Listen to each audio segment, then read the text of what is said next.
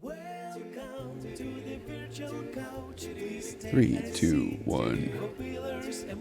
Okay. Are we live? Oh yeah, we are. Click to watch live. I'm going there. Oh. Okay. Sometimes I think I look like a Muppet when I look at that. There's a Muppet named Beaker back in the day. Do you know that? Yeah. He had the red hair that went up in the top, so I guess that would not be the case. But he would be like, me, me, me. Do you know that guy? Mm-hmm. Yeah. But look at this. Why am I frozen right there, too? That's not a good look. Okay. I hope that you see that I am not frozen. Yeah. And okay. It seems like last time I couldn't recommend it live. Okay. Retry. Oh, okay. Now I'm not. Oh, and then last time also I did not figure out how to, I couldn't see the comments myself. So, hey, everybody. Hey, welcome aboard. I am excited tonight. I'm going solo, although Sydney is just within earshot. You're right here to the left. And the white noise machine, well, it will turn off. I think it turns off around 8. So it will hopefully be not in the not too distant future. I don't think you can probably hear it, though, with this microphone. Are you able to do a little sound check somehow? Yeah. Okay. And then let me know if you can hear me. And those who are jumping on board, let me know if you can hear me. That would be great. Oh, wow. Okay, Maddie, right out of the gate. Thank you. I appreciate this. We'll hit the ground running.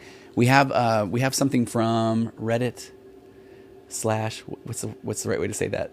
r/relationship advice. So we can hit that one too. And then, but we can start with Maddie though. So a guy ended things with me, avoided me for weeks, and is now wanting to be friends again. Help. Oh, Maddie. Okay. Welcome aboard. We're going to spend some time with you tonight. If you're okay, let's go back and forth a little bit here before too many people join too.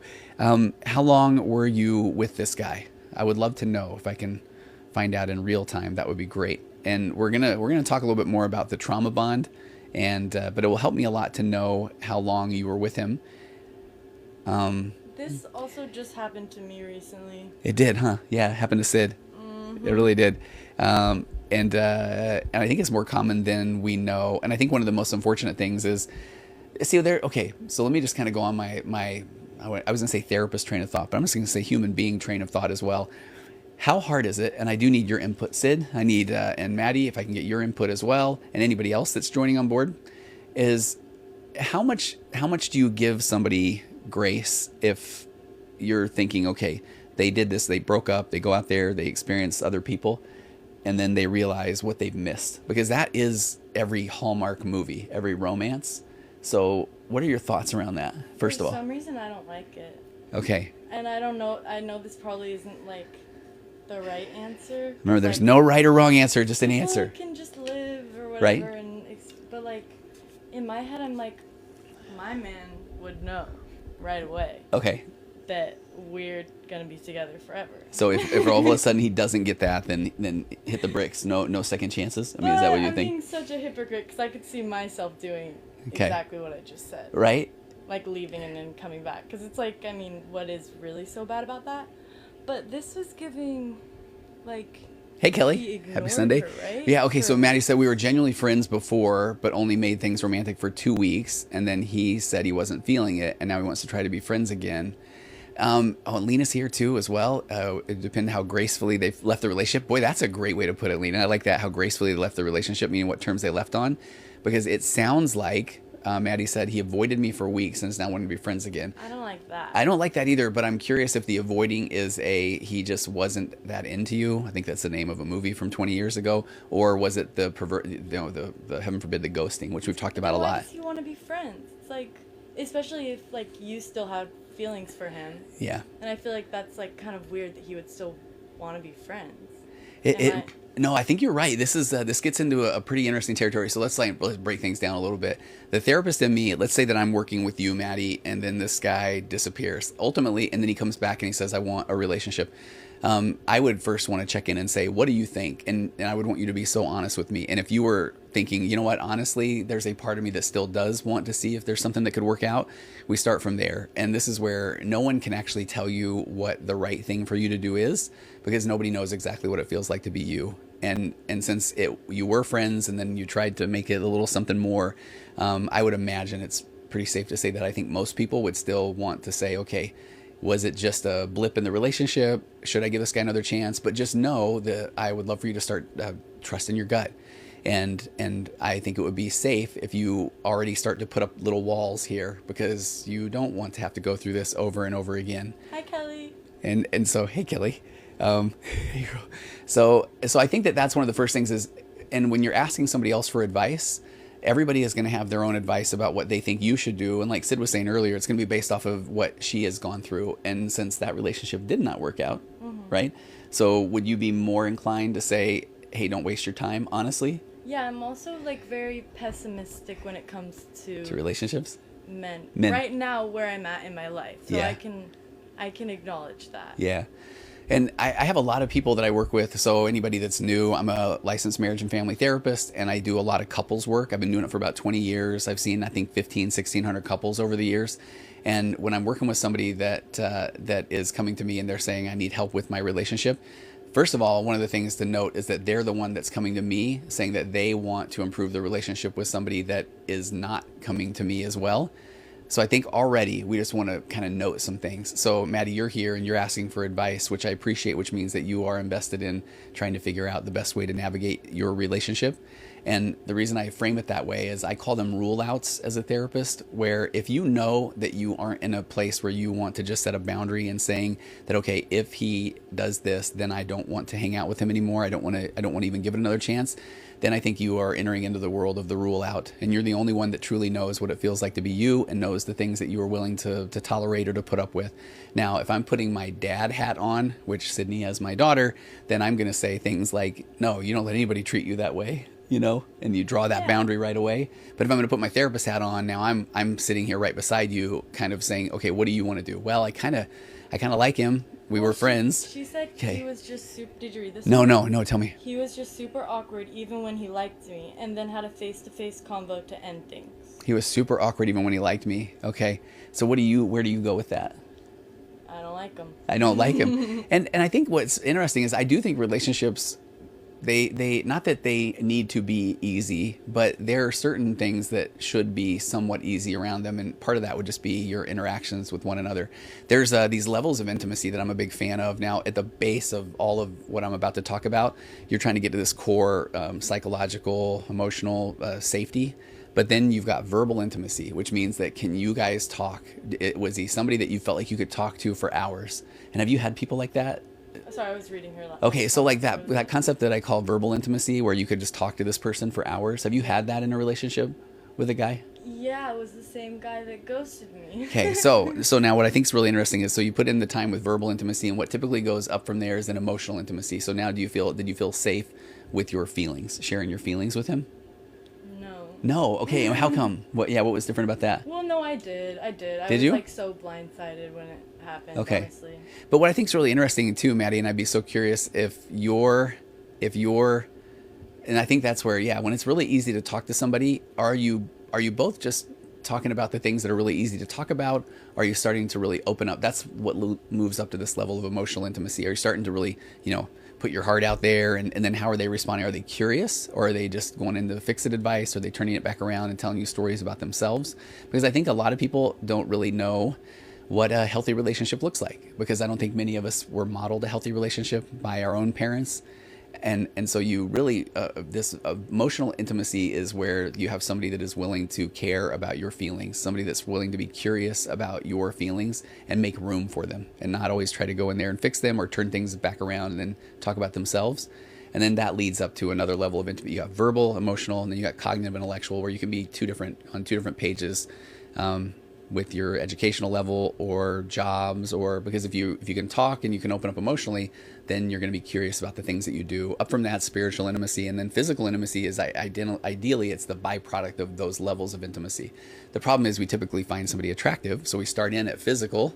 Oh, this person's hot, and then we go down there and we try to talk to them. Verbal intimacy, well, that doesn't go so well, but man, they're attractive. So then we often kind of forgive the fact that we didn't connect maybe verbally or emotionally. We open up, and that person really didn't seem so curious, but we find them attractive. And so a lot of times we have this intimacy pyramid almost upside down, and we build the foundation off of how we feel about their looks, which is normal, but then it can really get in the way of a healthier relationship, I think. Well, Lena likes him, and I trust her judgment.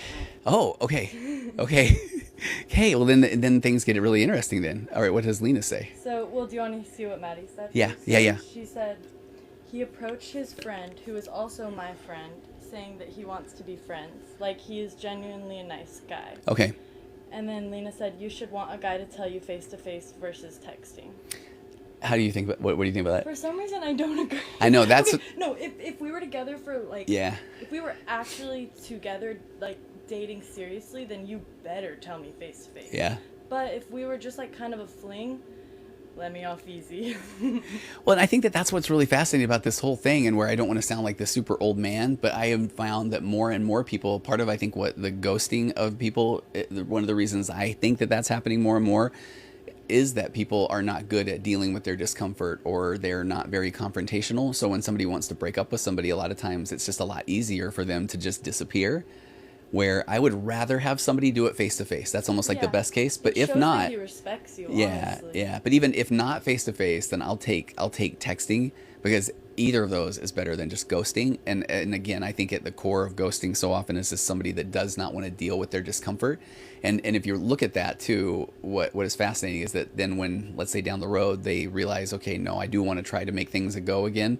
Well, now they just completely ignore the fact that they ghosted you. And I think that should be a red flag. And I think that's where I was starting with this point that you're making tonight, Maddie, is we do want to pay attention to the red flags. I mean, if this person can disappear and then want to come back later, we just need to be aware that that could be a possibility of that happen again. You almost have to have an acceptance that that could happen again. And that's why I think that we start to build up walls. And there's nothing wrong with building up a little wall and really needing this person to, what do you need different, I guess, would be a big question too, if he was going to try to make it work again. Would you know, like, what you would want different in a relationship then? Let's say that somebody's coming back. To not leave in the first place. Yeah, but see, right, but until we get the time machine down, though, that one's a little bit tough, and I think that's what's really difficult. So I'm a big fan of being able to communicate why. So if somebody is saying I want to give it another go, and then if you say, okay, I would love to understand why you left, what made you want to come back, and it needs to be a little bit deeper than just I just missed you. Well, tell me what. Tell me more about that. Is it you missed the fact that I am a human that you are interacting with, or what did you miss about me? Because I would want to know that. Is that fair? I guess. What are you thinking? I don't know. I was reading some more comments. Okay. Hi, Jessica. What else? Oh, hey, my friend Phil is here. Hey, what's up, Phil? Jessica, we'll get to your questions because you have good questions. But there was like someone saying something that sounded really important. Okay. Earlier. Let's hear it. Find it. Well, and I see Maddie also saying that he's genuinely a nice guy. So I would imagine, Maddie, you're a pretty nice person as well. So I worry that could be difficult maybe for you to then not want to give him another chance if you are nice and he is nice and you're worried about him taking it the wrong way. Is that fair? Yes. Okay. Tell us more details. Yeah. If you want. Yeah. Okay. How do you manage your feelings around having to call CPS as a mandated reporter? Oh, we've got a therapist here. Okay. That one's really hard.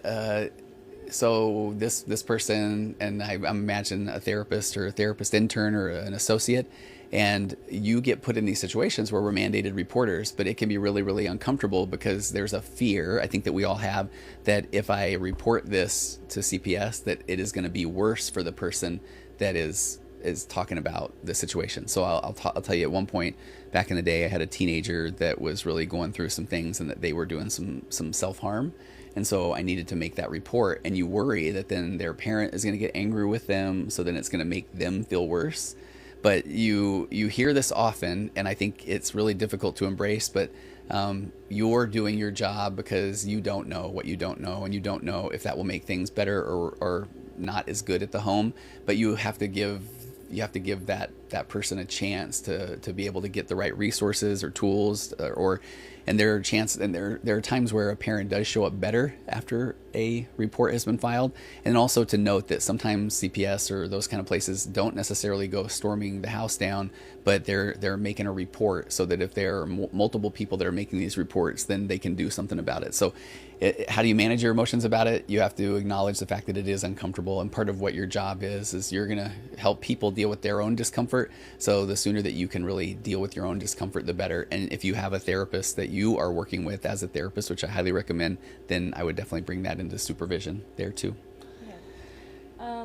Can trauma affect who you are attracted to? Oh, for sure. Yeah. I call this one the familiar. So I'm trying to think of a good example of this, but if you are, this is that concept of where a lot of times people view the nice person or the person that's really calm as very boring. I mean, if I want to put it that easy, I used to call it this won't get us banned, right? I used to call it the stripper and the accountant theory. So it's like I worked with a woman once who she had been in a pretty intense life for a long time, and then she got out of that. She married this accountant, and they would sit home and watch TV and play board games. And then she said there were nights where she just said, "This is driving me crazy. He must not really like me because he's just so calm, or this is so boring." Mm-hmm. So then she would then sabotage the relationship.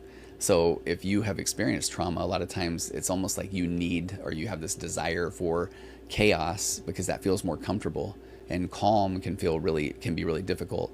Now, I think what can be amazing about that is get help, go to a good therapist, learn how to be present, learn how to notice that I am noticing that I am wanting chaos. And then if you have the ability to communicate to your partner about what you are experiencing, then I think that can help a lot.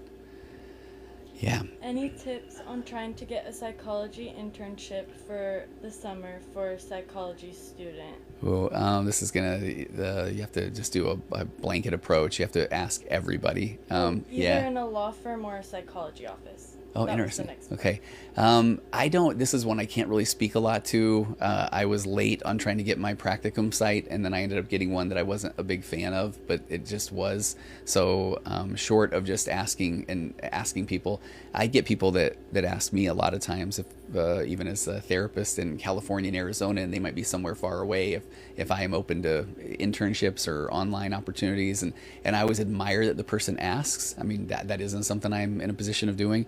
But just ask anybody, ask everybody, shoot big. Yeah. Tips on how to make friends. I constantly tell my therapist about this, but I know she can't solve this. Okay. Don't look at me. Okay. Well, I would love to know. Yeah. I don't know how to make friends. Do you want them? I mean, it's not that I don't want them. Yeah. But I don't need any. Yeah. More right yeah, now. yeah, You know what I mean? yeah. Not like I have a lot. No, I hear you. Yeah, you had good ones. I have a few close ones. Yeah. So I mean, this is so funny. Sometimes I think these things sound so cliched. So I want you to be cliche warning, Sid. I think the best way to make friends is to go do things that you actually want to do, and then you are around people that are like-minded or that will have a shared interest. And I've given this example far too many times, but I worked with someone once where we identified they liked rock climbing, and they found a rock climbing gym, and they got some unlimited pass, and they went all the time, and they started making rock climbing friends, and they got in some rock climbing, climb up the wall league faster, and then they started going to these outdoor activities, and they just found a community and a group of people. And I think ultimately that's where you can find your maybe closest friends, is to find a community. A lot of people try to do that through a church or that sort of thing, but I really think that finding just people that like similar things is one of the best ways you can do it. What are your thoughts on that, though? Poke holes in that. No, I agree. Yeah. I mean, literally, what is the other answer? Yeah. Bumble BFF? That sounds horrifying. Hey, I just heard about this last week. I didn't know that was like a real one. Uh-huh. Yeah. Bumble for friends. That just kind of terrifies me for some reason. But if anyone has success stories, yeah, why not, right? And then I think, and I like what Shepard just said right there too. I just thought, don't be afraid to make mistakes. You'll find your crowd. Yeah, know that every single thing. I know this sounds cliched as well. Every single interaction with another human is an opportunity for you to learn about yourself. So if you do try to find a people or a group and you go there and it does not work, then don't say, okay, I guess I will never find any friends or people. Know that, okay, now I know that this isn't the place to go find people. Or, okay, do you remember my friend Z Zlatko that we talked about decorative vases one time? Mm-hmm. Okay, so my buddy Z, he told me he moved down to LA and he went by himself, and he parked himself in the same coffee shop every single morning, and he just created a routine there. And he said it took a few months, but he started to become a regular. And then he started seeing people, he started saying hi to people, he started getting to know people, and then he started going out with those people. And so he created his own friend group. And I always thought that was pretty impressive. Yeah. I mean, he played the long game there. Yeah. Help with anxious attachment. And I'll go back to the ones behind this. This just sounded really therapeutical. It is. I mean, help for an anxious attachment. I mean, I was just talking about these attachment styles. on an interview a couple of days ago. So let me pull up my notes on that. Okay. Okay, so, and I am one who has an anxious attachment style. So the anxious attach, let me kind of get to the core. Okay, let me do this. Let me, Sid, dance a little bit here. Okay. This is the bottom of my foot. How is it not in the camera? Oh, there you go. Can you see it? That is a clean foot. Okay, okay, well done. Okay, so I am going to refer to a Psychology Today article. I've done a couple of podcasts. Go find the Virtual Couch podcast. Just look up Virtual Couch, my name, and then anxious attachment or attachment patterns. But this is an article by a lady, an LMFT named Darlene Lancer, and it's called Attachment Woes Between Anxious and Avoidant Partners. So this is what I think is fascinating, the origin of attachment styles. So attachment theory, and this is where we talk often about this. Okay, let me back this up. So we fear typically being abandoned by somebody, which was kind of the way we started off talking tonight. But you also want to connect with somebody. I mean, that is this differentiation. So we want our autonomy, but we also want connection with other people. And if you look at it that way, that's a little bit of a paradox. So I want to get to know you better, but I also want to hold on to my own sense of self. And so you've got this desire for dependency on someone and also independency, or to be independent.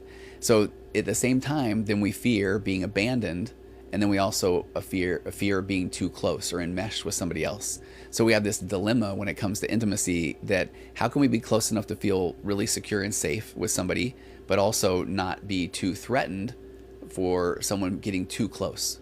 Are you following me that? Yeah. Yeah, okay. I feel like no matter what, you're gonna feel threatened, right? Yeah, so it becomes a push and pull. Of, like, yeah. having to overcome that and be aware of it. Yeah. So then attachment theory, we kind of look at this concept of where there's a pursuer, and so they may have this more of an anxious attachment style, and that is me. I'm pursuing someone to say, hey, are you there for me? Are you cool? Is everything okay?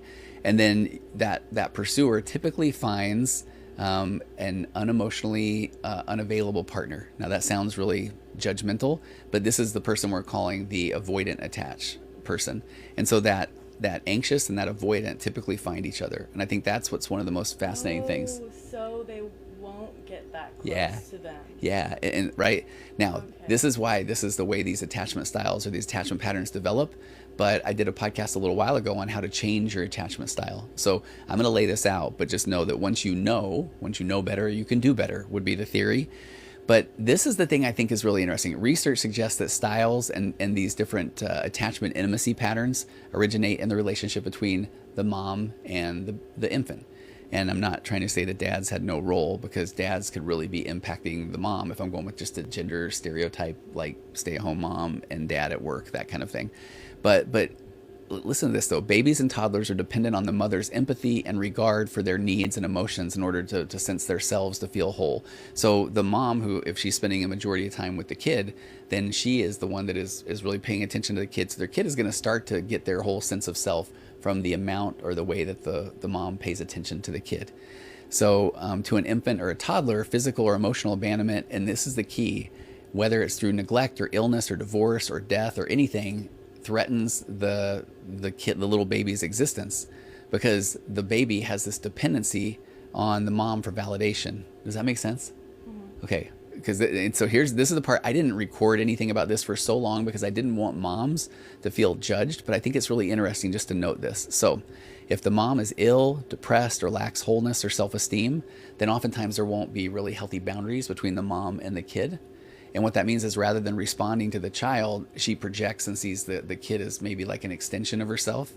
And so the kid becomes, this is where I kind of came up with that concept of an emotional support animal. And I'm saying this with no judgment. I mean, this is where the mom doesn't know what she doesn't know. And maybe she wasn't modeled this as well. What did I just agree to? Because I wasn't actually okay. listening. It's okay. No. Where did you read? Well, this is where I'm going with this. Is so if the child is like going through something and they're crying or they're expressing their needs, and the mom is not in a good place at that moment, she might say, hey, not right now. So she might not be there for the kid. Yeah. But then if the mom feels bad about herself, then she may reach out to the kid for validation and say, hey, come tell me I'm a good mom. Yeah. Like, come give me a hug. And that is what is kind of at the core, or one of these origin stories of how some of these attachment needs develop. So the child doesn't necessarily develop a healthy sense of self. Instead, they discover that love and approval come with meeting the mom's needs. And then they tune to the mom's responses and expectations. So that's what I think gets really deep. So that can lead to shame, codependency. So the child learns to please, perform, or rebel, but they gradually tune out their own thoughts and needs and feelings. And I that's where I want to say that dad plays a huge role in this as well, because what ends up happening is that if the kid is trying to figure out how to get their needs met, we'll call it with the mom or the dad, and the mom and the dad don't really know how to manage their own emotions, then what they're going to do is not be in tune with what the kid needs. So then the kid is going to continually try to figure out, how can I show up so that my parent will notice me? Okay. And so they'll be acting out more. Yeah. So then fast forward into adulthood, and now you've got so now we're talking about intimacy with adult relationships, and that might threaten the adult sense of autonomy. So if the adult might say, no, I want somebody close to me, but they don't even know what that really feels like. So when somebody does all of a sudden get close to them, then they're going to feel invaded or engulfed or controlled, and so then they might feel abandoned if their feelings or needs are not responded to, but at the same time engulfed by the needs of their partner. So this is that concept of what codependency or enmeshment really looks like, is that there aren't two separate people coming together. There are two people that they're enmeshed, and they're trying to figure out how to make sure that their partner does not leave them. So they don't necessarily express themselves. They're trying to figure out, how do I get this person to love me? Or how do I get this person to stay with me?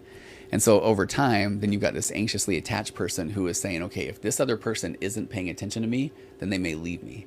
And so the anxiously attached is continually checking in. Hey, are we okay? Is everything all right? And if their partner, the avoidant attached, isn't jumping up and down and saying everything's great, then the anxious partner gets even more anxious and says, okay, I just feel like you're not really being on. I don't feel like you're into me right now. And so they become more needy and more clingy, which kind of drives that avoidant person further and further away. Mm-hmm. Yeah. I don't know. What are you thinking? Or what are you seeing? Well, Shepard, this guy agrees with you. He said, for me, that's true. It's very important to break the habit and focus on yourself. And that's what I think is really difficult is so if you're the anxious partner like myself, you can learn to notice that I am uncomfortable with the fact that my partner is not focused on me. The attention's not on me. But I can maybe do one check-in. Hey, is everything good? And if my wife says, yeah, no, we're good. Then if I now still feel like things aren't, that's a me issue. And now I'm wanting them to make me feel better. Now we're into that world of differentiation. I need to figure out a way for me to be better. Because if I continually need my partner to tell me I'm okay, that's going to be pretty overwhelming for them, or pretty exhausting for them. Yeah. And so when Shepard's saying that, it's important to break the habit and focus on yourself. And I love what Shepard's saying, because too often we get this message from our society or whoever that says that that's selfish. But then at some point it's self-care. So you have to really be able to focus on what you need. Yeah. But then my partner better be selfish. Okay. Honestly, really? Because I don't. Maybe this is being avoidant, but for real, because I don't want someone that needs something from me. I want just to exist with someone. And that's the hope, is that you're two interdependent, differentiated people that are two completely different individuals having different life experiences, but you are together. So now you can have shared experiences. There can be curiosity about, well, tell me about what your experience is. Now, speed run. Let's say you're down the road in your relationship and you have learned who you are. Then it is okay to ask for things in the relationship. But you have to be doing it from a place where you're not being manipulative, coercive, controlling, or you're just doing it to get validation. Because at some point, it's okay for you to say, hey, I would love it if. I think the relationship would be better if we did this. But then knowing that your partner now is going to be curious, well, tell me more about that. But ultimately, they can say, I hear you. That's not something I'm interested in. And that's done in a very mature way, Yeah. Okay, what else we got? How to help with panic attacks, waking you up at night with your heart racing. Man, there's a lot here that I think one of the first go-tos is to talk about what do they call it, sleep hygiene. And then how's the rooms? How are you going to bed? Are you going to bed? Are you feeling calm? Do you have your TV on? Is your phone too close nearby? At the end of the night, and I think a routine, and I don't do this very well, but I think having a nighttime routine is always good, because if you can go to bed and you can really feel like your bedroom is a safe place, your sleep schedule is pretty consistent, I think you're going to set yourself up for more success. because I just, in my mind, my understanding is that too often, if you have not dealt with things throughout the day as well, then your brain, the subconscious, has a field day at night. I mean, my understanding, I don't know a lot about dreams, but I think often if we've been suppressing things all day, then when you are dreaming at night, then your brain's just going to say, okay, if we can't talk about things or deal with things throughout the day, then now's our time. And so if somebody is waking up and they are having a panic attack, or they're waking up with their heart racing, then what is that? What is that dream about? What are they thinking about? What are the things that they aren't dealing with throughout the day? Or, I don't know, did they have a bunch of caffeine or food right before they went to bed, but I don't know if they would be able to sleep if that was the case. Yeah. So I don't know if I really answered that one well, but almost all of these I'm going to say, I hope that you are open to getting help with a therapist, a good life coach, or someone, because there are people that specialize in these different areas as well. If I have someone coming to me and they're talking about waking up with panic attacks, if I'm being honest, then I'm going to say, okay, let's go through your day. And I would imagine, are you feeling connected in your relationship? If you're a parent, do you feel like you know how to parent? Do you like your job? Are you navigating a faith crisis? How's your health? What are the things that you're eating? And I don't mean this to sound overwhelming, but that's the place that I would start to look, because I go back to the body keeps a score so often. So your body's trying to communicate something to you, even if it's just a bad piece of cheese before you went to bed. I'm trying to get you to chuckle at that one. But there's something there that you can start to rule out. And but if you look at that with more curiosity and not, oh my gosh, what's wrong with me? Then I think that might not be a bad place to start. Okay. It's very true. How so? No, that's just true. Like, I used to, I mean, and I still kind of believe that this can happen sometimes if you have really bad anxiety, but I used to just be like, well, no, it can just happen because of nothing. I hear you. Like, my heart has been racing today for some reason. It's like, oh, I didn't sleep. Yeah, you didn't. I didn't eat enough. Yes, you didn't. I didn't drink enough water. Okay, for real. I've been going to sleep, like, super freaked out because of the whole ghost situation. Okay, so honestly, and I appreciate you saying that, because I like that you were just aware of those things.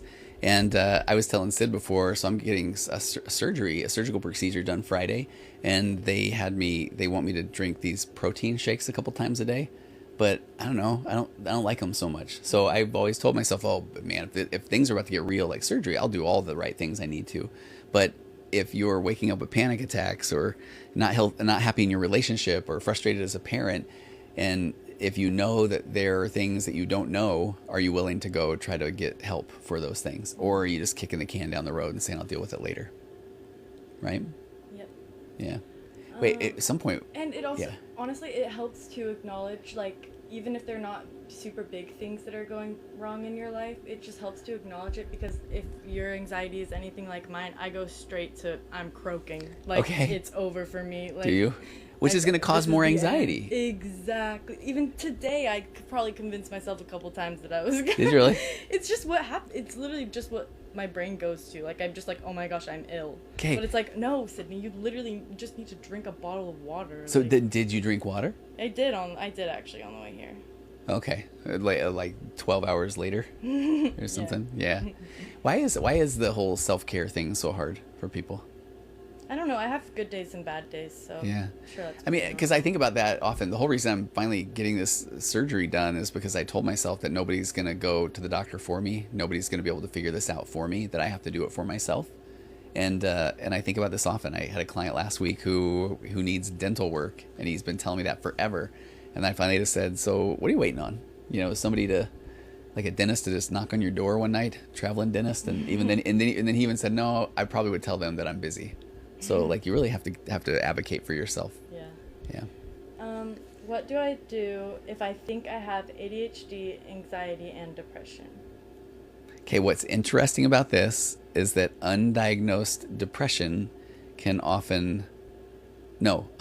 ADHD can often look like depression, and then ADHD can also look like anxiety. So this is where I say, please go to the experts, because it was me starting to feel like I was depressed that led me to get my ADHD diagnosis. And then once I was diagnosed and medicated, then I was absolutely not depressed anymore, once I learned that I was actually okay and that this is the way my brain works. And then it helped me just start to get a whole lot of things done. This was 7-8 years ago. And then I want to say the rest is history, but because I still have insane ADHD, but it's such a fun time now where at some point I just felt like I didn't want to do anything, but I didn't want to not do anything. And I knew these things I wanted to do, but then maybe I didn't want to do them. And I had a running partner of mine who said, it's like, that sounds like depression, my friend. And so I was like, oh man, I need to go look into that. And then at that time I was also doing some therapy with a guy that was working with this world-renowned ADHD coach. So I was on a call with him, and the way he was describing ADHD, then I was just thinking, oh my gosh, that's me. And then I eventually got the diagnosis and live happily ever after. So I really, really think that if you're wondering about those three, please go see a professional and get that looked into. Yeah. Thoughts on the Idaho unalive case? Oh yeah, Is yeah. that the Brian Kohlberger. Yeah. I feel like I can see the dude in my head. Was it like the college student? Yeah. Man, you know what? I see that's Jessica. I have so many thoughts on this. And Sydney and I used to do a podcast called Murder on the Couch, which was featured by Apple out of the gate. We came screaming out the gate with 4 or 5 episodes. That is literally not true. It was. You remember they featured the preview, Probably give that the trailer. Oh, they literally don't, because then I had 2 other podcasts come out after, and I never got that trailer done. So that thing, you can still go find some episodes of Murder on the Couch out there. But Don't say that. Oh my gosh, Unalive on the Couch. Sorry, I don't know why I whined like that. No, but that's really like it, because we could watch all like the numbers go down here in a second. Yeah. But I really think that real nerd. I like real nerd's question right there. I will get back to you on that. That, and then the Lori Vallow case that's going on right now. She's in Phoenix right now, and her trial is here. She's in the one where she's representing herself. I really want us to maybe even go live at nights and talk about that.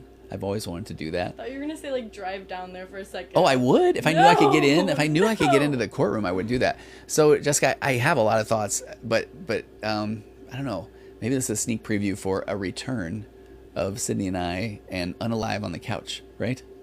Mm-hmm. Really? Chill. No, of course I'd be down to do it. Okay, all right, you heard it here. Okay. How to tell my therapist about a SH relapse. SH. Oh, okay. Thank you. First of all, what's the best way to say that? I'm grateful that you are even here talking about it, because that is one of those that I think really needs to be out of the shadows, and to know that I hope that you've shared that with your therapist in the past, and if you have, your therapist, I hope will be the exact right person for you to share that with, because I know when people have shared that with me, that one of the first things you want to do is really be grateful that the client feels comfortable enough to share that with you. So what did they say? Advice on how to? Yeah, just how to tell their therapist. Also love you, and I hope you're doing Yeah, okay. I do too. Honestly, and I don't know enough I just know my experience as a therapist, and I just would want the person to let me know right away. And I would have a tremendous amount of compassion for them, because that takes a lot of courage. And I know enough about that type of behavior that it isn't that someone is wanting to do that. I mean, that is trying to express pain or feel something or get rid of the pain. There's so many of the concepts around that I think need to be discussed more. But it is interesting, like how we're dancing around it right now. It's tough to talk about some of these things. Well, and they won't judge you. Like, no, if they do, yeah, I think that's where I'm going. Like, yeah, they should be wanting to help you and excited to help you. You know, not excited, but like, you know what I mean. Okay. Hey, Ann. Okay. All right. And the real nerd, I was called for jury duty on the Jodi Arias trial. Wait, were you on the trial, Riddle Nerd? If you were, okay, then I think we need to interview you, because I'm really fascinated by that. Okay, now I want to know. I'm hanging on. Okay. Jessica, I don't know if you're gonna be able to answer this, but I know you've worked with gay clients before. Oh yeah. How do you know the difference between being gay and liking women because they feel safe? You know what? This is a really good question. And I think that, first of all, as a male, not gay person, I'm probably not the wisest one to provide advice, but I'm going to start from a place of just be open to, this is the first time that it is you going through life as yourself. And so you can be curious with yourself about whether or not that is more of a safety thing, or if it really is a physical attraction. Now, here's a theory that I have. This is one where I'm going to go and just say, because I don't know what that feels like to be a woman, right? And but there's a, and I don't know if this is more just like the anecdotal data version of this, but the theory that, and it kind of goes back to that stuff I was talking about earlier with the levels of intimacy. So if there's verbal intimacy, then that leads up to emotional intimacy, which then leads to cognitive intellectual intimacy, spiritual intimacy, and physical intimacy. So oftentimes when women have felt really, I mean, if I'm going to be really honest, if there has been some trauma earlier in childhood from males, that then there might be a female that does not trust guys in general. And so she will feel more of that connection verbally, emotionally, cognitive, intellectually, spiritually, and physically than with a female because of that feeling of safety.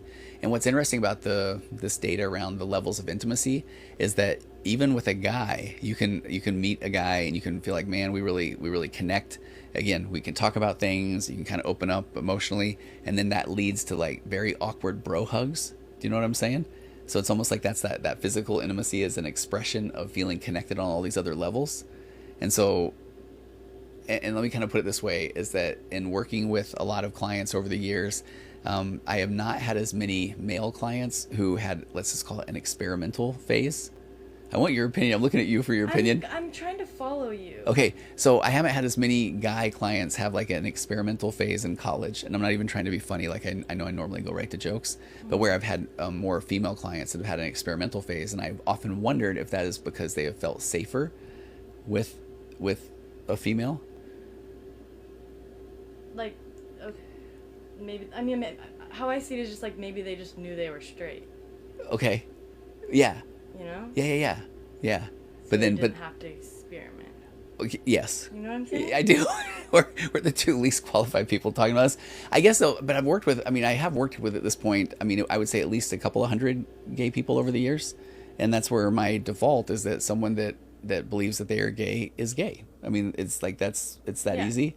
But so I would almost wonder then if this person I would maybe even dig a little deeper. Is there a fear of what their family would think or someone else would think if they were gay? Maybe that would be something to explore as well, right? Yeah. Yeah. I get where you're going with that, actually. Okay. Make sure and edit that out of the YouTube video. That was the most clumsy answer they've ever given. But yeah, it's like I feel like if you're even asking this question, then like there's a big chance that yes, you like girls, you know? Yeah. And that could just be because you were born liking girls, like. And you didn't think that you, and you didn't think you were allowed to. That's where I got lost, but I like. Well, the trauma thing is I would say anecdotally that there are probably more people that there was childhood trauma, female that had childhood trauma with a male that then. So then it's like you're so turned off of guys. Yes. Yeah. That's where the confusion would come from. I guess I see what you're saying. And I will tell you, I will own this, that this is something that I heard at a training a long time ago, and I've wanted to go back and look this up for a long time. And it was the concept around a group called OWLS, which is the Older, Wiser Lesbian Society, which at a training I went to, and I will own the fact that I could have forgotten all the information and created a new narrative in my head. But the talk around that was that they were some of the most securely attached couples that were maybe lacked as much intimacy. So it was almost like it was a real solid like relationship that they felt safe was the theory. Okay. Yeah. She said, a male doctor falsely told me I had cancer, and this is our girlie. Whoa. And one over-medicated me in a hospital, police involved. One time with a male, I stood frozen when he leaned in for a kiss. A guy was acting intimate towards me, and I just froze, and I felt like I couldn't be intimate with him. So now I do kind of I know, what you're saying, right? Like, okay, so do you just like girls, and you always would have liked girls if that didn't happen to you, or is your body keeps the trauma? scores? Yeah, saying there isn't safety there. Yeah. I wish you could see Sid's face. I'm having a moment over here. Okay. And I appreciate this. I'm confused with you, girl. Okay, well, and this is a funny thing, Sid. You and I were talking about this off mic of that just wanting to be more authentic. And because I find myself still wanting to, I don't want to offend anybody, you know? But my experience has been more of that when I'm working with and again, this is my experience. So I could absolutely, it could not be what someone else's experience is. Mm-hmm. But that and I think I've joked about this before, where the majority of gay men that I've worked with, and I've worked with a lot of people that are in like high demand religion that aren't, air quote, supposed to be gay. So when they come into me and they say, I think I might be gay, then I'm like, yes, by the way. right. I'm going to say, then that one's an easy one. Like, oh, you're gay. And then we're going to help you navigate that, what that looks like. Because a lot of times the people are married. So they're in like what's called a mixed orientation marriage. And then it's just a matter of them needing to be open and upfront with their spouse. And then it leads to eventually them finding happiness being their authentic selves. Mm-hmm. So that's been my experience with gay men. They're gay. And they, you know, there isn't a, I remember, okay, man, this is fun. I'm so glad. Let's talk about this. So early in my career, I went to this training where the person said, they were saying, okay, if you got a gay guy in your office, then most likely he had an absent father, and he had a very strong-willed mom, and he had like sisters that were really dominant. And then at some age, there was something called a forbidden other, and then all of a sudden, then he liked guys too. And I'm like, got it. Okay. So then, like the first couple of likes guys. Okay, we'll get there. So the first couple of guys I'm working with, I'm like, okay, oh, so where's your dad? Well, he's been gone. Oh, your mom pretty dominant? Yep, she is. And I'm like, check. And it was almost like the third guy I ever get. I'm like, okay, where's dad? It's like, love my dad. Dad's at home all the time. Okay. Is your mom though really dominant? Nope, she's not. I'm like, okay, got some older sisters? Nope. So I was like, this okay. is the thing where people just want certainty. They want They to do. find a reason for something that makes them uncomfortable. But it's like, what if we are just born? Well, and and that we was just like that what was we like? 20 years ago. And so then all of a sudden I was like, oh, you're gay. And so then it was like from that day forward, that was what it was the person came in and they said, I think I'm gay. Then I'm like, well, then I think you're gay as well. Let's help with that. Let's help you find your authentic self. But that's, and at one point, because of the population of people I was working with, it was dozens and dozens of guys I've worked with over the years where that was the case. But then when I would get a woman who would say, I think I might be gay, then I think it would be every time found that there was typically the trauma in childhood with the male. And so that's where I kind of lean toward, I don't know, is it that thing that's safe, the safety? I know, and I hear you. I know it's not always like no, that. and I know, and I'm right, exactly. And I'm just telling you like my experience, but I have to tell you, this is a really interesting thing. Okay. Okay. Can I read another one? Yeah, please do. No, because I've saved a thing I've saved a Google Doc for so long that I think this will be kind of fun to go over. Okay. Yeah, what do you got? I'm trying to find the top of this one. Okay, Maddie, I'm trying to find like the first new thing that you said. This is Maddie, our first girly. Okay. I'm almost there. Okay, I think this is it. She said something about like they couldn't get deep because they didn't have a long enough. They weren't like together for a long enough time. I'm trying to find that right now. I'd want. I can't find it. Okay. Oh, I found it. Okay. Since it was just friends at first, it was surface level, and then there wasn't enough time for deeper things. Then she said, I'd want to know what led him to changing his mind so fast. It felt like it was literally a switch with no real explanation, so I'm thinking he just got scared. And I think there's a couple more. And that somebody getting scared is a real. See, now we're back in my dojo here, where I think that is so fascinating because it's like, what does somebody do with their discomfort? If they're frightened, then if they were never modeled a way to deal with their own discomfort, deal with their own emotions, then it's like, what's a good way to get rid of your emotion to then disappear from the relationship? If they're avoidant, then right? they leave. Yeah. Which again is not. I'm not saying it's a great way. It's an immature way. Yeah, it's not like he's like enlightened or anything. Yeah. But hey, neither am I. I've been trying to distract myself from this guy, but nothing seems to help. Any ideas to help? Oh. Maddie. Okay, trying to distract. So this is one where trying to distract. Or currently, Maddie, do not think about me wearing a pink hat right now. Do not think about an elephant who is riding a bicycle. So if you are trying to not think about someone, then your brain is like, I must think about this person. And this is where I will go big on the concept of acceptance. He goes to church with her. Oh, okay. So then it's like I have to accept the fact that I will be thinking about him. And this is one of the key things. And I want to jokingly say, Sid, get my soapbox. But again, I think we've said before, you don't really know that concept, right? I just like Don't we throw it away after we take the soap out of it? I don't know. No. So when somebody gets on their soapbox, like I'm about to make a speech, so get the wind machine going in my hair, that sort of thing. But acceptance means to take in without defense in its entirety. It does not mean if I'm accepting something, it doesn't mean I'm giving up. It doesn't mean apathy. So I like this concept around if I'm accepting the fact that I have anxiety, then anxiety is not going to rule my life. If I don't want to have anxiety, then I'm going to avoid everything I can that would cause me to be anxious. So if I have to accept the fact that I'm going to see this person, because then if I accept the fact, then I can also go to church, interact with other friends, have other experiences. Oh, and there's a thought about him, or there he is. But I'm not going to allow that not wanting to see him to ruin my life, keep me away from things that are important to me. Do you see where I'm going with that? Mm. Yeah, because that's one of the problems. This is a pop psychology view of mental health, is to try to not think about something. It's like, oh, I'm going to think about it, and I have to make room for it, and I have to accept the fact that I'm going to think about it, and I'm going to have to continue with my life, and then notice when I'm thinking about it. Yeah. Okay, wait. Can I read another one? Yeah. Jessica, you're so self-aware. I love you. Because I do this too, and you just called me out. She said, I tend to go on social media to get attention from others because I can't give myself attention. And then she said, oh my God, there's a term called ironic processing. I learned it in my psych class. Are you going to look it up? I wanted to look it up. Yeah, and I remember this. I think I've joked before back in the day. Like, I've been doing this 20 years. If I don't know that. I have not heard of it, so I used to pretend, oh yeah, ironic processing. About the social media thing, I literally had to, like, wean myself off of social media. And now I don't crave it or want it or care about the men in there anymore. Like, I really don't. But, like, I totally relate to that. Like, it's, like, addicting. You don't even realize you're doing it either. It's weird. Oh, my goodness. Okay. You know what's funny about this, Jessica? You win TikTok tonight, because this is what I call the paradoxical nature of mental health. Ironic process theory sounds a lot fancier.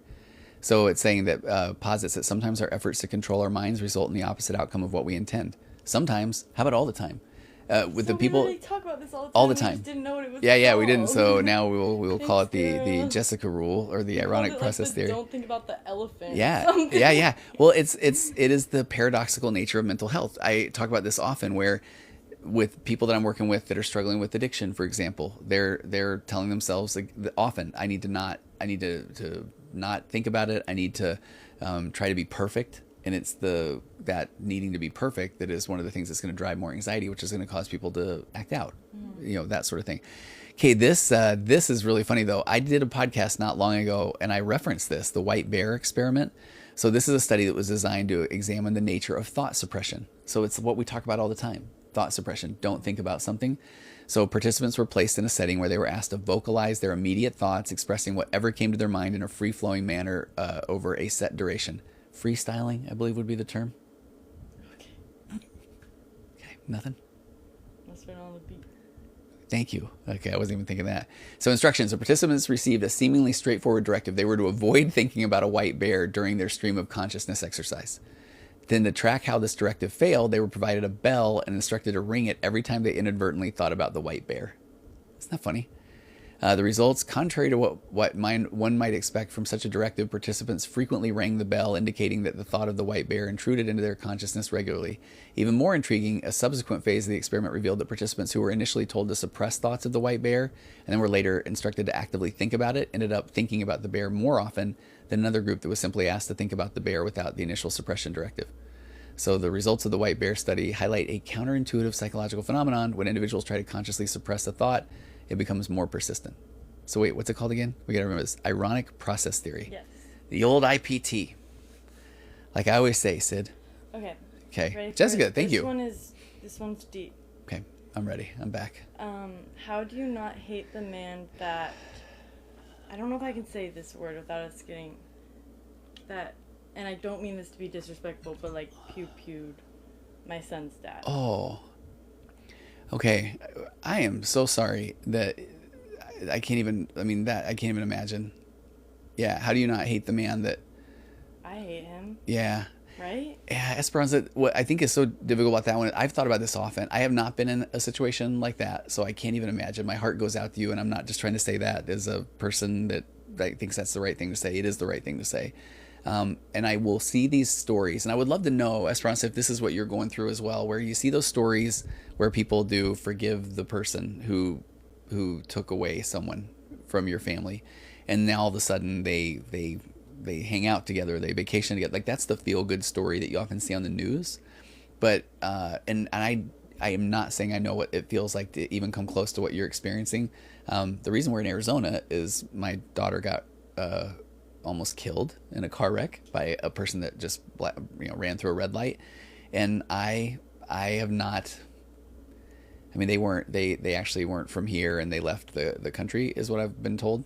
But when I think about that person, I'm really angry, and I'm still frustrated. And so I've thought before about, wait, was this supposed to be the thing where I'm supposed to go find them and tell them it's okay? And No. that's the part that I think is really fascinating. So let's jump into my favorite. Unless it's for you. That's how I feel. Yeah, and I want to go back to my favorite therapy modality is acceptance and commitment therapy. And what that says, Esperance, is you are the only version of you that has ever walked the face of the earth. And so you know what it feels like to be you, and how you are feeling and what you're thinking is not wrong. And if anyone tells you, well, you need to forgive that person, oh, do I? Well, that's what that person thinks that you need to do.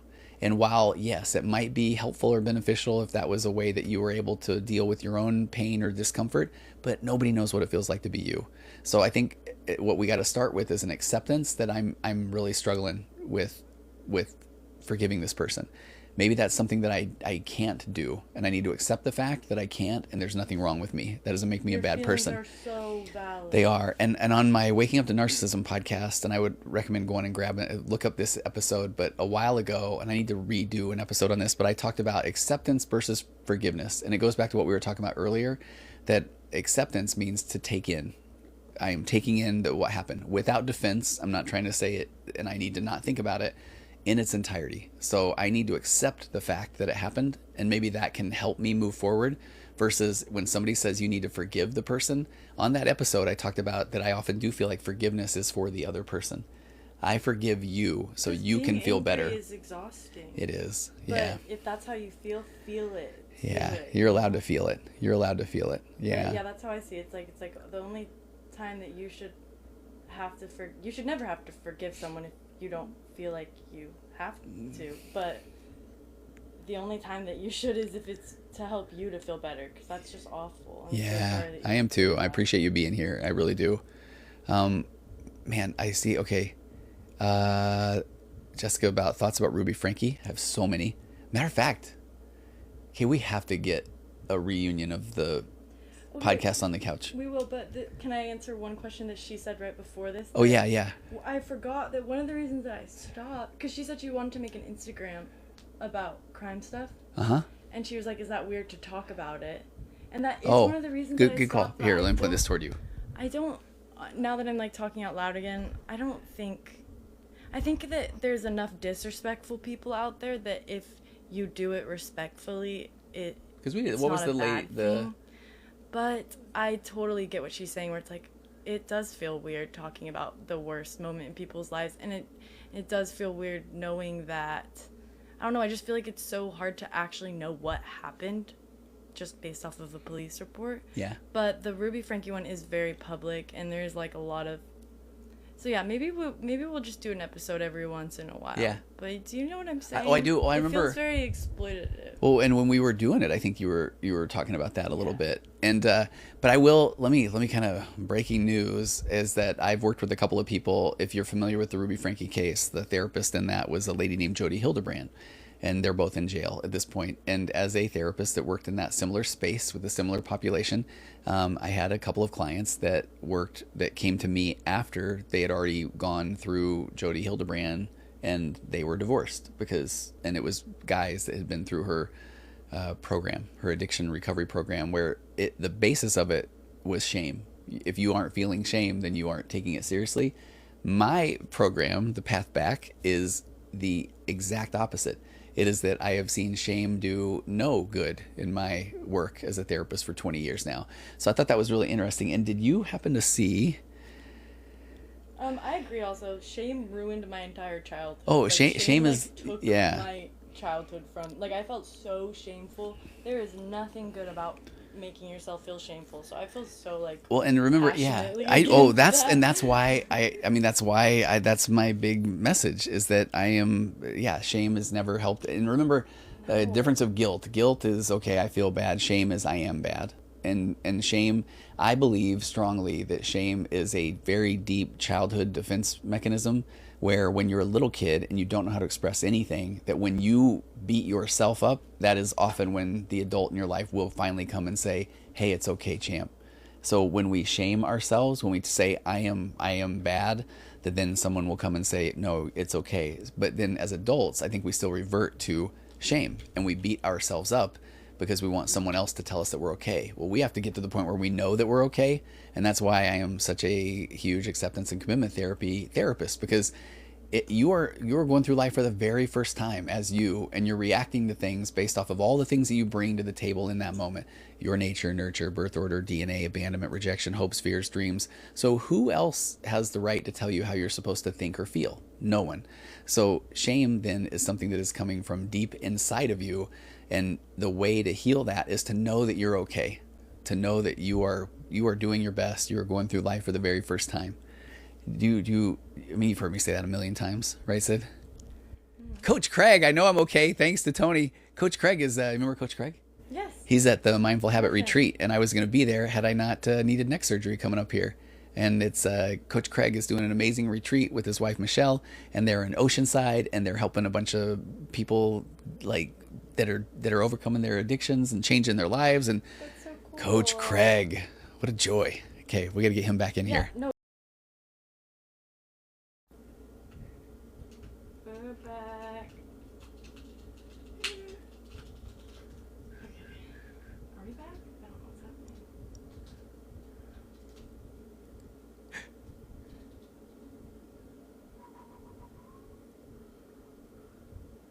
Okay, should I just jump right back into my trauma? I mean, what you said right then was Well, deep. it's very just. I'm sure Sid, a lot of it's people like- relate to that. Like, okay.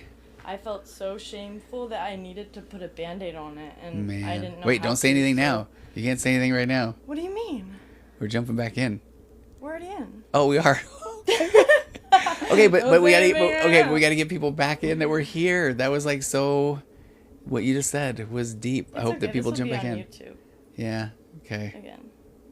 Okay. When we last left, Sydney just said a deep thing. I said something about shame.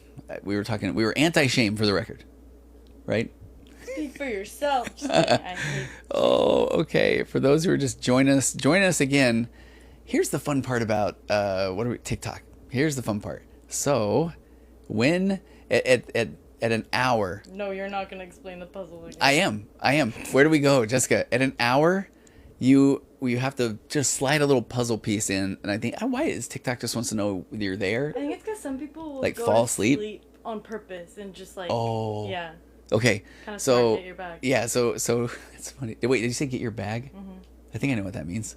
Okay. But yeah, you have to like do a little puzzle piece, and we've got the camera facing. We got the back camera, which by the way, I'm gonna order one of those little things that you put on the front so you can see the back, and we would see the puzzle. Mm-hmm. I'll do that. And we did not know that was happening, so we got booted out. We're back, and Sydney, the way she said okay. Okay, so Sydney was just about to say, and it was so good too. He's really extraing this out, you guys. I was just saying. No, I'm not though. You just said we were talking about shame, and you said shame is what caused. Oh, I said shame is no shame helps with addiction. I said something smart. Do you remember? No. Okay, but then you said that shame is what Caused me you to be turn an to. addict. I don't know if we can say that. That's why I'm like Oh. dancing over it. But like Oh, okay, gotcha. the green, the drink, all the stuff, all the goods. You know what I mean? Things we used to talk about back in the day. But it's because I just felt so crappy all the time. Yeah. And I didn't know. I was too ashamed of myself to talk to you guys about it. And I just thought I was a piece of poo. And so I had to put a quick Band-Aid on it the only way that I knew how. So I can definitely relate to that. And that also is why I think shame is stupid. It is. Do you want to hear how egotistical I am?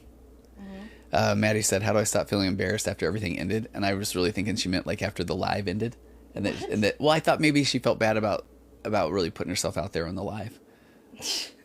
God. I know. And then she said, like, and sorry, Maddie, I go to humor You're often. valid for your feelings. You but 100% are. You should Yeah. not feel embarrassed. Like, I'm Yeah. literally looking at you. You're a gorgeous girly. Like, not even that has anything to do with it, but like, dating and things not working out exactly how you wanted is not a reason to be embarrassed at all. Yeah. And so, Maddie, it goes back to, I think tonight's theme is I need to accept the fact that I am feeling a certain way.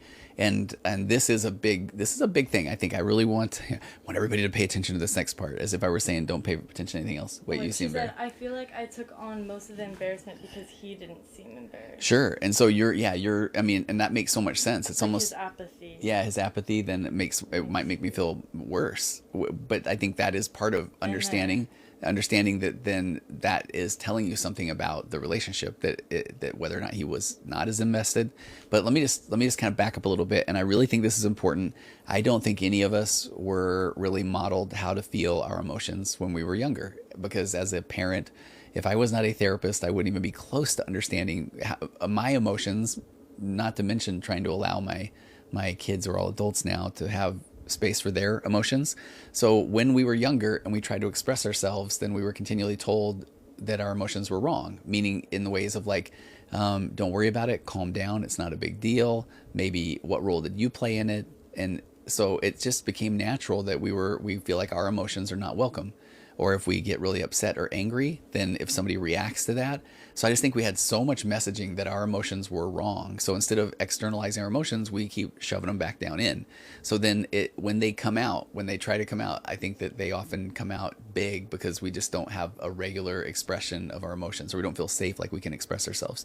So when it ends, then I sometimes even think that now it's almost like I now have a chance to really feel or express my emotions after a relationship ends. Does that make sense? Mm-hmm. Yeah, because it's almost like in the relationship I didn't feel safe enough to be able to express myself.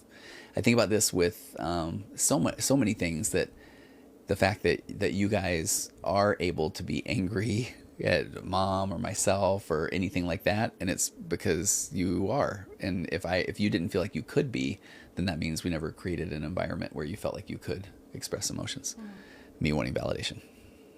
Nah. Okay. All right. What else we got? There's a lot. Okay.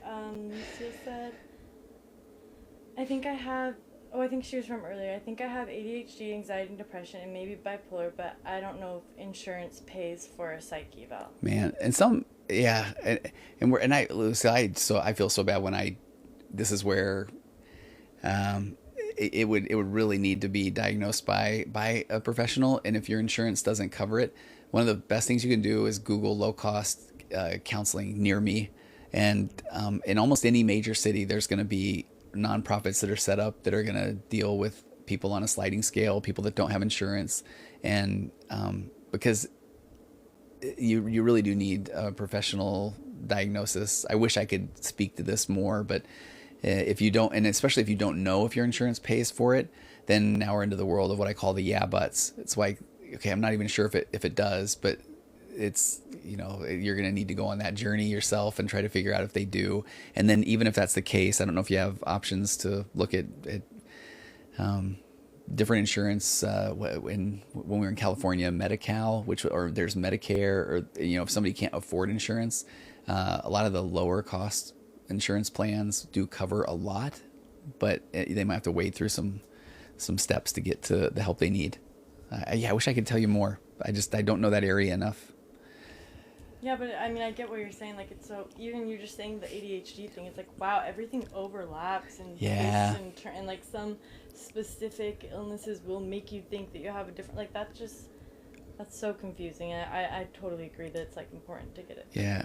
Well, and I want to ask, okay, Lucille asked another question. Let me answer that. And Real Nerd, do you remember what your question was when I was really impressed with it on the other one? It was, I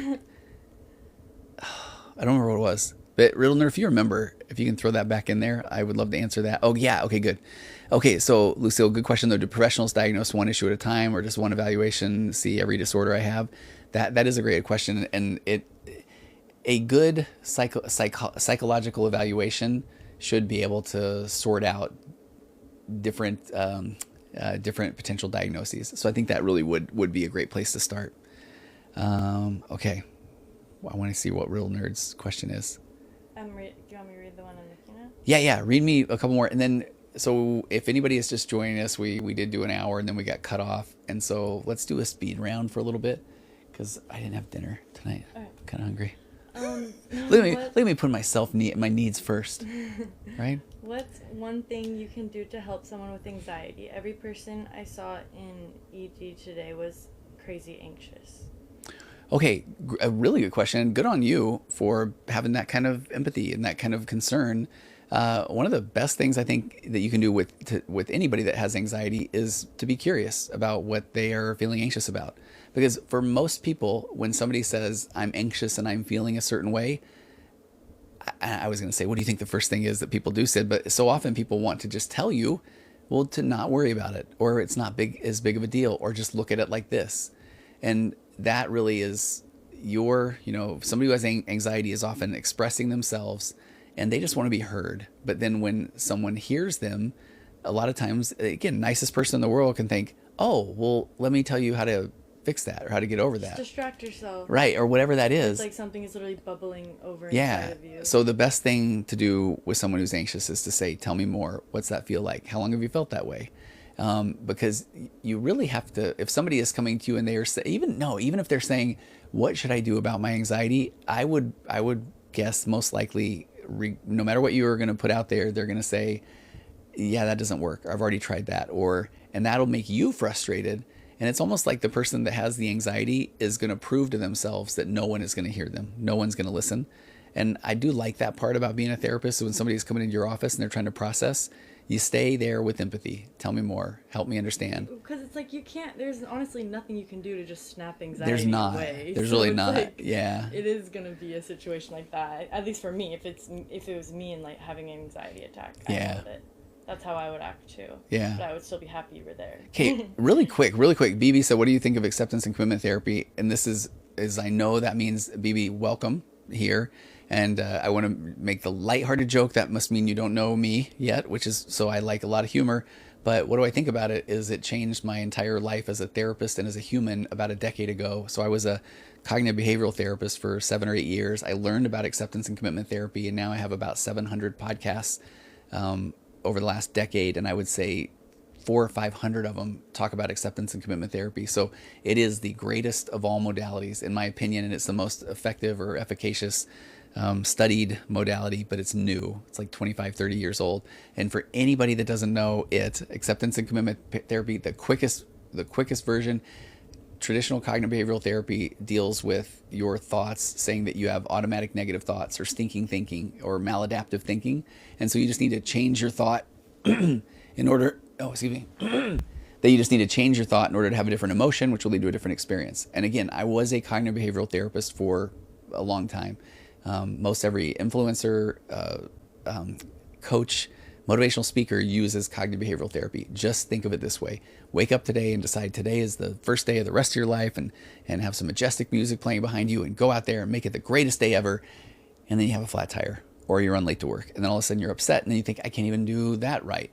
Acceptance and commitment therapy starts from the place that you're the only version of you, and you're going through life for the very first time, and you think and feel the way you do because you do. You're not broken.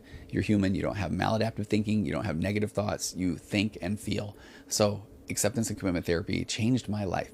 Okay. Honestly, same. That helped me so much with my It did, right? anxiety Okay. specifically. Yeah. And so when somebody here said, Daisy Clip said my therapist recommended CBT, I don't want to bash on therapists because, again, I was a CBT therapist, but I will... I'm sure different things work for different people too. Yeah, right? they do. It's not like Okay. there's one right. I mean, it's so funny. In my mind, I'm like, I want to say ACT, acceptance and But commitment it's probably therapy. because that works best for you. Yeah, or and your I mean, studies show that it works probably best with anxiety and depression and OCD and those kind of things. I mean, I got them, so. I know, like all the things, but I have a intern, Nate, and he learned CBT in school, and I love the fact that, first of all, he said, hey, you were a CBT therapist once, and I said yes. And CBT is really good if you don't even have anything to work from and you don't feel like even being around, then CBT is saying, okay, that's not a great thought, so let's have you thinking a better one. And so one of the easiest tools as a CBT therapist is the wrong thought, right thought experiment. So when somebody's saying, I want to do this thing that's not a great thing, wrong thought? What's the right thought? Oh, that like irked something inside me because that's what I did when I was a little kid to myself all the time. I couldn't do that. So I feel that's like that's what created my OCD. yeah, well, and that's so yeah. So if somebody doesn't have any basis to work from a mental health angle, CBT can be a great place to start. But acceptance and commitment therapy is, I would jump right to there. Yeah. Okay, wait. Did Real Nerve ever come back to us and ask the question? I'm scrolling down. I He saw said you're something bad. from him. Was it the said, thoughts yeah. on self? Oh yeah, self-diagnosis, because it's invalidating to those professional diagnosis. Okay, thank you, Real Nerd. The reason I like this so much. Do you have thoughts on that? I mean, who cares about? Okay, this is so maybe rude, but like, I mean, who cares about the people you're invalidating? But also, what I care about is the fact that you could be diagnosing yourself incorrectly, right? Yes, and. Yeah. So what I like, and tell me if, so what I think what he's saying is, And that was really ignorant. I'm sorry, guys. Oh, but I'm no. just saying, like, putting yourself first. You know, it's like. Yeah, but I like where you're going with that, because so I think what I have run into often are people that come in. It's that thing where it's like, I call it Dr. Google. So if somebody comes into a therapist's office and they say, hey, I think I have borderline personality disorder, and then it's unfortunately too many therapists say, well, hey, how about you let me be the judge of that, and they make it a them thing. Where I'm grateful if somebody comes in and they say, hey, this is what I think I have, because that's going to help me understand what they think that they have. And I want to hear, oh, well, what led you to think that you have that, and where did you look, and what were the symptoms or what were the signs that you really felt like that is resonate with you and not? Because if I am offended that they're bringing in a diagnosis, that's a me thing. And that means that I feel like it's a great place to start. It's a great place to start. Yeah. So that's what I'm saying, is that I think it's a great place. If somebody wants to come in and tell me that they have self-diagnosed, then please let me know. Because I'm talking all this, and I'm not even actually diagnosed with anxiety. Like, I Right. still need to do that. Yeah, honestly. yeah. But you did get diagnosed with ADHD. Yeah. Yeah. Yeah. So I don't know. Empathizing with both sides. Yeah, yeah. So, because I see what you're saying though, because if somebody has diagnosed themselves, because I will tell you, I mean, there was someone that I was working with recently that had diagnosed themselves as borderline and was also beating themselves up a lot about it. And so then that self-diagnosis, they actually didn't help them. And then most of the people I work with that come in and say, hey, I think I have this, then yeah, that's a great opportunity for me to start and say, tell me what. Right? It can be so helpful, but if you're wrong, it can be so bad to do that. Like, Yeah. It's like you're like taking the wrong medicine. Oh, for Not sure, yes. Actually medicine, but like you're taking. Yeah. Oh, okay. And the Real doing Nerd. all the wrong things to do something that you think would like be helping. Okay, and Real Nerd made it even better here. So many people say I have undiagnosed OCD, ADHD, BPD, etc., and they use it to explain behavior instead of taking accountability. I agree. That gets deep, because as a card-carrying ADHD diagnosed person, I am not a fan when somebody says, well, it's my ADHD. No, now that I know I have ADHD, then that is, now I know what to do with it, but I can't use it as an excuse. And it's funny too, I like when you said that people that have the undiagnosed and they say it, I will tell you how offensive it can be to somebody. And I think of one of the first clients I had that had crippling OCD that was keeping them from doing so many things in their life. And then they would have somebody that would, I don't know, fix a pillow on a couch and say, oh, it's my OCD. And this person was saying, oh, do you know what it's like to have OCD? You know, and to not even be able to leave the house. So when people say that they have this undiagnosed OCD or ADHD, I can understand why that can be invalidating to some, or frustrated as well. Yeah, I apologize. What? Because I was like, who cares about your invalid? But that was just me telling you to be very selfish. But like, that is bad to invalidate people. I take it back. I'm sorry. You are okay, Sid. But Real Nerd said it can be both, but take accountability and work on it instead of getting out of it. That's what I think is good. Yeah, I'm going to own the fact that it is my ADHD, but then now I need to come up with ways to deal with it. So ADHD, Ferrari engine, bicycle brakes. Very impulsive, fun time, but also hard time following through with things. Like today, Mom wanted me to, we drained the hot tub and we were like filling it up again. And she had said, can you be in charge of putting the chemicals back in and all that stuff? I'm like, no problem. And do you know how many times I started and stopped that? Mom's not going to find out, because at the end she's like, hey, thanks so much for taking care of that. And I was like, yeah, no problem. But that was an ADHD nightmare. At one point I even set something down somewhere. I couldn't find it. Shocking. Anyway, but I'm owning it, because I did not want it to be another thing of where, oh man, I didn't do it. It's my ADHD, you know? Yeah. So it was kind of funny. An explanation, not an excuse. Yeah. Right? Is that Yeah. the Yeah. saying? Yeah. I like that. Yeah. Okay. Can we do like just a couple more? Yeah. Okay. You pick wanna them. pick You it pick up? them. I saw what are red flags in a therapist. Oh. Okay. Talking about themselves a lot. Ooh, that's yeah. It's more common than you It's think. crazy. Yeah. That's a great question. That's a great question. And also I think just having, I don't know, this is now, this is like projection as me as a therapist, because I love it so much because I was in a career I didn't like for so long before I became a therapist, that I am continually reading and thinking and learning. And so I know that there are a lot of therapists that have just one way to do things, and then I believe they just try to cram everything through one box, if that makes sense. Yeah. And so I think a therapist has to be really, really curious. I also think it is important for a therapist to be pretty comfortable with who they are, because a lot of times we have this thing called countertransference. So I'll give you an example. I had a brother who passed away a long time, 20 years, 30 years ago from like a alcohol overdose. Is that okay to say on here? I don't know the things. Well, you already said it, so I know. See if everybody disappears. go on. So that's one where, for example, then if some people come in a session and they're talking about alcohol-related issues, that does it heighten my chemicals in my mind and brain? Absolutely. But have I done the work to be able to still provide them with a safe place to be able to process what they're going through? Or do I now all of a sudden make it about me? So I think that, yeah, so red flags, I think, are a lot of therapists that make it about them. It is about you as the client that's coming in. Or like if they're seeking your validation, like they might try to wrap a bow on something real quick because they're uncomfortable. Have you heard me talk about this? We've talked about this Yeah, together.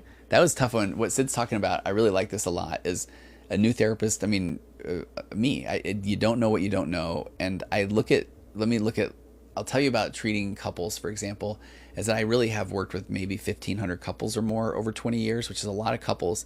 And I really do think that if I break it down, let's say the first 500 couples were, I absolutely didn't know what I didn't know, and just them coming in and me trying to have them talk to each other, a lot of times they would leave and say, hey, that was good. And I would think, oh, cool, that was good. And I thought I was a good couples therapist. But then I learned a model of couples therapy, emotionally focused therapy. But then I felt like the next 500 couples were me wanting to wrap a bow on everything, and I didn't want them to feel bad. And so I felt like my job was, by the end of the session, to come up with some win that they could have. And then they would leave, whew, okay, we landed the plane, we did good. And then the last, let's say 500 couples, I realized, okay, that was my own discomfort instead of allowing them to feel things in the session. And it's okay if it didn't always go great. And maybe it's good if it doesn't end great sometimes, because it's like digging into trauma isn't always going to be great. Oh, for sure. It's hard to at the end of it and go, but at least you guys are, literally, I don't know, you look nice together. Yeah. Kylie, we did a huge section on Oh yeah, the attachment styles earlier tonight. So this will be back on YouTube, and I really think you should listen to it, because my dad read this whole thing. He was reading an article and stuff. It was crazy. That's right. We were in Yeah. books. We were. Man, this one, I love Maisie, where she says how to deal with pet loss and grief. Do you ever worry about that? Oh, every day. I know. If you're Sid's going really through that attached. right now, Yeah, Sid's attached to our animals. So sorry. And I'll tell you, a couple of when anybody even brings that up, I immediately go to having to deal with the putting pets down as the dad, and it was so interesting because I always wanted to provide this, that safe, emotionally consistent presence when you guys were going through that as a kid.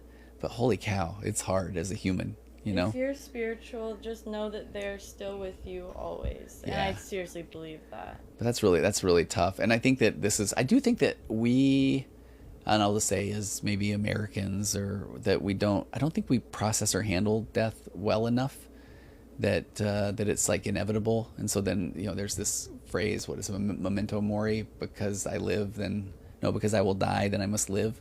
So we're more present with the people that we care about, including people and pets, rather than, worrying so much about what if they pass, if that makes sense. Yeah. Because there almost has to be an acceptance that day will come, so that you will be more present with them now. Yeah. Yeah.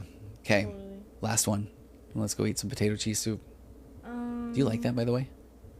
Sometimes. Okay. The correct answer is yes, all the time. How do you treat health anxiety? Health anxiety. I don't know if I know. Is that like being a hypochondriac? Is that what you mean? I could see that. That's a tough one. Health anxiety. Because if it's that I'm worried about the things, like my health, about I honestly getting read unhealthy. that because I kind of feel like I experienced that. What? Talk about it. So, What do you? What do you? I'm like, give me an answer, sir. Oh, well, tell me what you think. Okay, let's go back to acceptance. Like, because I definitely had really bad anxiety today, and I kind of convinced myself that it was my last day. Okay. My heart will beat so fast that I'm like, it's over, like it's gonna pop. Thanks, Jessica. And I literally had a moment where I was walking my dog, and I was like, if it's my time, it's my time. Whatever. Okay. Like, I'm not Sid, kidding. hug? No, and it felt better, because I really do, like, the acceptance thing really helps. But also, that could totally not be what you're talking about. You could actually be going through something, and that was like really terrifying what I just said. So please No, don't. but it's, I do think it's the right thing. It's just, it goes back to the thing that we just, what was the thing? What's our new thing? The paradoxical nature of therapy. It's called ironic process theory. Right? If you don't think about it, you're going to think about it. Because that's totally how I felt. It's like, I was like, oh, Sydney, don't let your heart beat fast. Don't let your heart beat fast. Totally. Like, and so again, out of my chest. Was it Jessica that gave us this one? The ironic process theory posits that sometimes our efforts to control our minds results in the opposite outcome. So if I am very worried about death, then it is going to be the thing that is almost controlling my experiences. But if I can accept it, make room for it, and then continue to just be, then I can be on a walk with my dog. I can smell the fresh air. I can see the joy in the dog walking. I can know that we're going to come here and do a live tonight and hopefully help some people. And then I can also notice that I am feeling like, what if this is it? And so I'm making room for all of those emotions, which it goes back to what we were talking about earlier today, that I think this goes along with, we weren't allowed to feel and think the things that we were when we were younger. Had we been allowed to always think and feel, and somebody was there to be curious about it, have a secure attachment with us, then it probably wouldn't be as scary when these things come up. It would just be part of the human experience, if that makes sense. Yeah, totally. Okay, did we just run out of gas right there? Guys, I'm screenshotting away like I always do. If Okay. you're here at the beginning of the next live, scream at us and we'll answer your question. Yeah, and I've got to tell Sydney right here. Did you see the text I sent you that the Patreon is there now? It just, we don't have levels of things yet. No. It is there. So if you patreon.com/virtual job. couch, and then, but if you're here, you listen to this, go to tonyoverbay.com and sign up for my newsletter. Follow us on the Virtual Couch podcast, or at Yeah, you guys are the real ones. yeah, you're here on TikTok obviously, but on Instagram it's at virtual.couch, and YouTube. Go find this when it goes up on YouTube, Virtual Couch YouTube channel, and get your questions in. You can email me through my website as well. I might answer them on another time. And thanks everybody. I can't push the button though. You're gonna have to do that. Bye, Jessica. Jessica's being so cute. Jessica, thanks so much. Okay, and then yeah, thanks everybody. Oh, I'm supposed to tell you you're amazing from Jessica. That's kind of nice, right? Okay, thanks everybody. Oh, Betsy just jumped back on. Betsy, we're leaving. Bye, Betsy. What you don't know is what it's all about.